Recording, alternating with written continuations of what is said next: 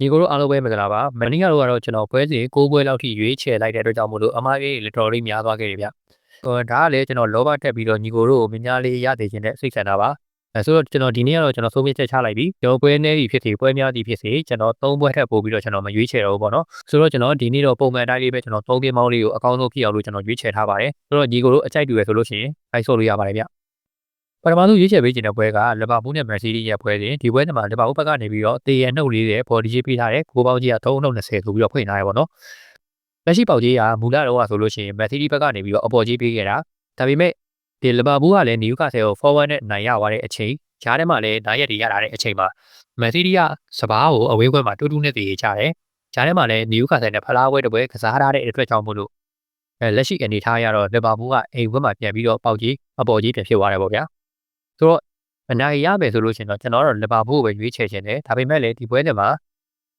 နှစ်သိန်းလုံးရဲ့ခံစစ်ကြောင့်ကျွန်တော်လီဗာပူးတဲ့ဂိုးပေါ်ကိုပို့ပြီးကြိုက်ပြီးတယ်အဓိကအချက်ကတော့မန်စီးတီးရဲ့နောက်ထဲဗျာမန်စီးတီးရဲ့နောက်ထဲကဒီအာဒီမှာပရီးမီးယားလိပေးကို23ဂိုးပါဆိုလို့ရှိရင်အဝေးကွင်းမှာ15ဂိုးထိပေးထားတယ်ဆိုတော့မန်စီးတီးကဒီအာဒီမှာအဝေးကွင်းတော်တော်လေးအားနည်းသွားတယ်လို့ပြောရမယ်လီဗာပူးဘက်ကကြည့်ရမယ်ဆိုလို့ရှိရင်လီဗာပူးကိုဂိုးသွင်းရတာလည်းတော်တော်လေးလွယ်ကူဖြစ်နေတယ်ဗျာအခုချိန်ဒီနောက်တန်းကိုမပြင်ဆင်နိုင်သေးဘူး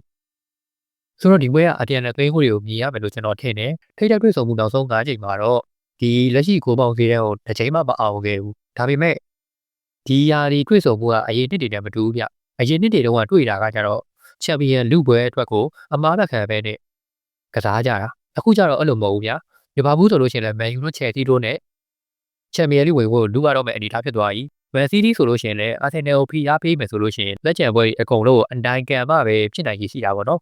ဆိုတော့ဒီပွဲတွေကထိန်းကစားကြတော့မယ်လို့ကျွန်တော်မထင်ဘူးအပြန်လက်ဂိုးတွေနဲ့ဂိုးပေါ်သွားမယ်လို့ပဲကျွန်တော်မြင်တယ်ကျွန်တော်2-1အနေဆုံးမှန်းရတယ်2-1နဲ့2-2ပြရပဲလာမယ်ပေါ့နော်ဆိုတော့ကျွန်တော်ဒီပွဲကိုတော့ကျွန်တော် body ထက်ဂိုးပေါ်ကိုပဲပို့ပြီးတော့ဆော့ပေးချင်ပါတယ်ဗျနောက်ထပ်ပွဲတွေကတော့ကျွန်တော်တို့ဂျာမန်ကဘိုင်ယန်နဲ့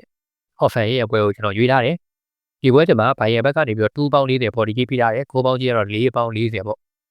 ဒီပွဲစဉ်မှာကျွန်တော်ပေါက်ကြီးမကြည့်ပဲတဲ့တော့မှကျွန်တော်ဘိုင်ယန်ကိုရွေးချယ်ခြင်းတယ်။ဘာကြောင့်လဲဆိုတော့ဘိုင်ယန်ကလက်ရှိမှာနှစ်ပွဲသက်ဘွန်ဒက်ဖလီဂါမှာကြီးကြထားတယ်။ဒီပွဲကလည်းအရန်ကောင်းနေပါတယ်ဆိုတော့ဟော်ဖိုင်နဲ့တွေ့ရပါဗျ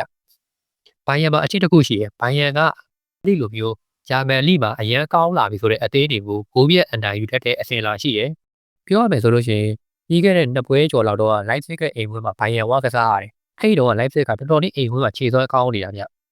နိုင်ပွဲတွေသက်တိုက်ယူနေတဲ့အသေးအဲ့ဒါကြောင့်မို့လို့လဲဘိုင်ယန်ကကြီးပပလေးနဲ့သွားပြီးကစားရတယ်ပေါ့ဗျာဒါပေမဲ့လည်းအိတ်ပွဲမှာ1-5နဲ့ဘိုင်ယန်ခိုးပြတ်သိခဲ့တယ်ဆိုတော့ဂျာမန်မှာဘိုင်ယန်စကယ်ကပ်ပြီးဆိုလို့ရှိရင်တော့ဘယ်အသင်းမှခံနိုင်မယ်လို့ကျွန်တော်မထင်ဘူးအော်ဖန်ဟင်းကိုကြီးကြအောင်လုပ်မယ်အသင်းကလည်းလက်ရှိမှာဘိုင်ယန်လောက်ပဲရှိတော့တယ်လို့ကျွန်တော်မြင်တယ်ပေါ့နော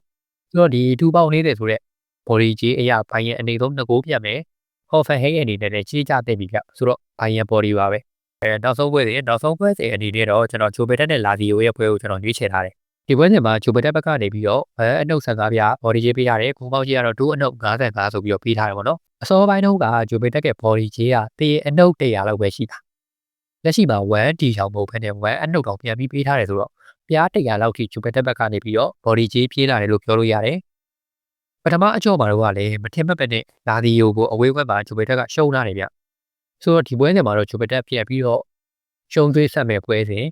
လာဒီယိုကလည်းဒီယာဒီမှာကစားထားတဲ့ပွဲတွေမှာတိုက်စစ်ပိုက်တော်တော်လေးအားနေတယ်အဝေးပွဲပါဆိုလို့ရှိရင်လက်ရှိအချိန်ထိ7ပွဲကစားထားတယ်6ဂိုးသွင်းထားတယ်9ဂိုးပေးထားရတယ်ဒါတော်တော်လေးကိုနည်းတဲ့ပမာဏပေါ့နော်ပြောရရင်တော်တော်လေးကိုအောက်နေတဲ့အသင်းလာဒီယိုဒီယာဒီအဝေးပွဲမှာအီတာမီလန်တို့ AC မီလန်တို့အတလန်တာတို့နဲ့တွေ့တော့ကလည်းဂိုးအောက်တွေပဲကန်ထားတယ်ဆိုတော့ဒီပွဲက1-2 2တရပဲလာမဲ့ပွဲပေါ့ဆိုတော့ညီတို့ကိုအောက်ရွေးမယ်ဆိုလို့ရှိရင်တော့ရွေးလို့ရတယ်ပေါ့ကျွန်တော်ကတော့အိမ်ရှီကိုပဲစကားပြရေးပြီးတော့ဂျိုဘက်တက်ကိုပဲရွေးချယ်ခြင်းတယ်ဂျိုဘက်တက်အနေဆုံးအနိုင်ကန်လိမ့်မယ်ဂိုးဖြတ်မလားပဲကြည့်ရမယ်ပွဲစဉ်အဓိကတော့ဂျိုဘက်တက်တသေးသေးကနေပြီးတော့ပဲ3-0တွေပိုင်းနဲ့ဂိုးပြတ်တိတ်သွားမှာဆိုတာပေါ့နော်ဆိုတော့ဒီပွဲကိုတော့ကျွန်တော်ဂျိုဘက်တက် body ကိုပဲကျွန်တော်ရွေးချယ်ခြင်းတယ်ဆိုတော့ညီတို့အားလုံးအပေါင်းပြတ်ကြပါစေကျွန်တော်ဒီနေ့ညတော့လီဗာပူးကိုပေါ်ဘိုင်ယန် body ဂျိုဘက်တက် body ကြိုက်ပါတယ်ဗျကျွန်တော်ရဲ့ channel လေးကိုလည်း subscribe လုပ်ခဲ့ပေးဖို့တော့တောင်းဆိုချင်ပါတယ်ကျွန်တော်အကောင်းဆုံးဖြစ်အောင်လို့ရွေးချယ်သုံးသပ်တင်ဆက်ပေးနေပါတယ်ဗျအားလုံးပဲပေါက်ကြပါစေ